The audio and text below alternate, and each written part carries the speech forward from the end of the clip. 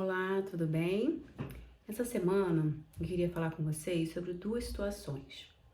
Uma, voltar no assunto da vaginose bacteriana, falar sobre indicações de tratamento e qual o melhor tratamento para um episódio isolado de vaginose bacteriana.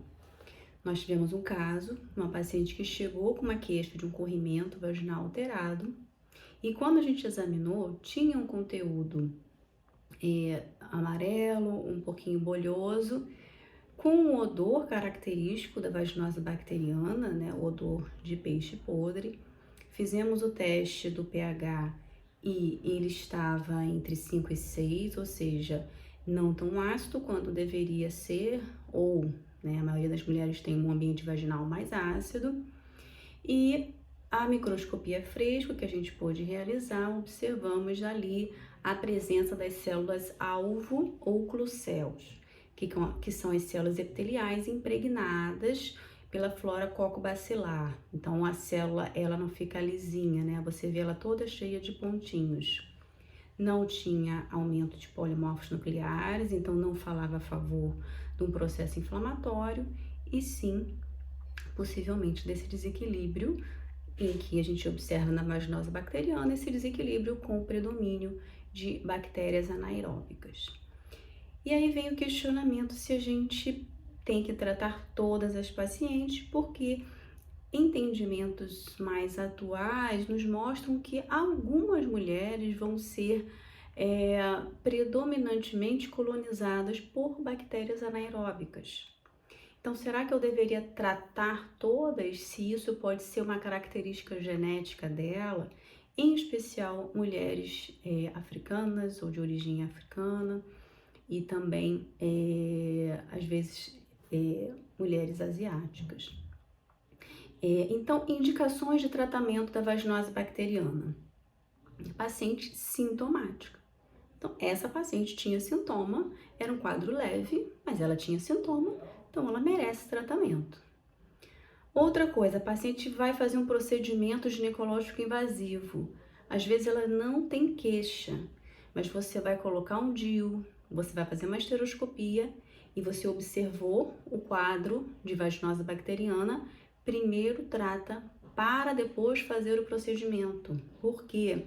Eu tenho um ambiente vaginal com um certo desequilíbrio, predomínio de anaeróbicos, um pH não tão ácido, então eu posso facilitar a ascensão de bactérias para o útero caso eu faça o procedimento ginecológico em vigência de vaginose bacteriana. A paciente vai fazer uma cirurgia, ela vai fazer uma esterectomia, uma perineoplastia. Precisamos tratar antes, aumenta o risco de complicações infecciosas. A gente sabe que o pH ácido, o grande papel protetor do ácido lático enquanto imunomodulador, um papel antiviral, antimicrobiano, então isso vai estar reduzido na situação de vaginose bacteriana. E paciente gestante, se você observar esse quadro, também tratar, porque também pode aumentar o risco de complicações infecciosas na gravidez, tá? Então, fora essas situações, a paciente assintomática, a princípio você não precisaria tratar, porque, como eu falei, pode ser uma característica genética dela ter um ambiente vaginal com predomínio mais de anaeróbicos. Então, as indicações basicamente é essas: sintomas, procedimentos invasivos, cirurgias e gestantes. E aí eu sempre pergunto para os alunos ou residentes, qual tratamento a gente vai passar para essa paciente? E fica sempre aquela, qual o tratamento? Metronidazol. Tá, mas oral ou vaginal? Porque tem as duas opções. E a princípio a gente não vê maior eficácia de um sobre o outro. E aí uns falam, o oral, porque se por acaso for uma tricomoníase, você vai também pegar, né? Não, o vaginal é melhor, porque aí não tem talvez inconveniente de tomar o comprimido.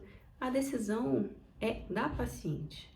Então pergunta a ela qual o tratamento você prefere.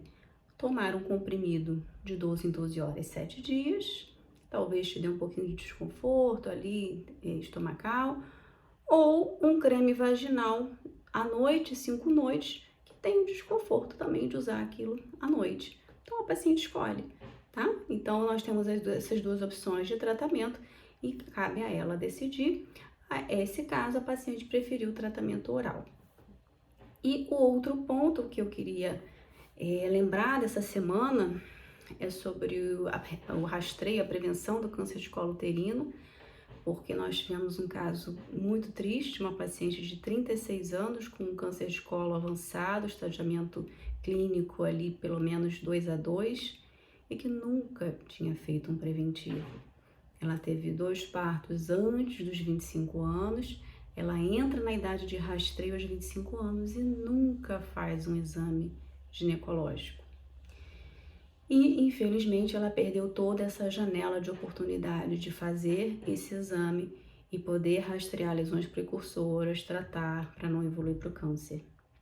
Então, lembrar que a gente inicia o rastreio com 25 anos, segundo as diretrizes do Ministério da Saúde, 2 exames anuais normais, depois pode fazer trienal, que é indicado para a rede pública. Se você puder fazer anual, você teria um ganho um pouquinho a mais na redução da incidência do câncer de colo. Mas a questão é fazer com regularidade. Então, o que a gente tanto fala de rastreio oportunístico é porque muitas mulheres nunca fazem, outras fazem demais. Então, esse rastreio oportunístico desorganizado. Então, preciso ter uma organização para que todo mundo faça em intervalos regulares. E assim o preventivo vai dar super conta de rastrear e prevenir os casos de câncer de colo uterino. Então, entra ano, passa ano, a gente continua dizendo que por ano são estimados 16 mil novos casos de câncer, porque temos esse rastreio desorganizado e oportunístico. Então, fica a lembrança do rastreio do câncer de colo uterino e a lembrança da possibilidade do rastreio, se você tiver na rede privada, com teste de HPV em mulheres com mais de 30 anos, porque abaixo dessa idade é muito comum ter a infecção pelo HPV. Agora, aquelas mulheres com mais de 30 anos que persistem com a infecção, essas são as de um pouco maior risco para o desenvolvimento das lesões, tá? Então, tem essas duas formas de rastrear. Preventiva, a partir dos 25, e eu posso associar o teste HPV, se eu tiver, a partir dos 30 anos. Tá bom? Esses eram os lembretes dessa semana. Até a próxima.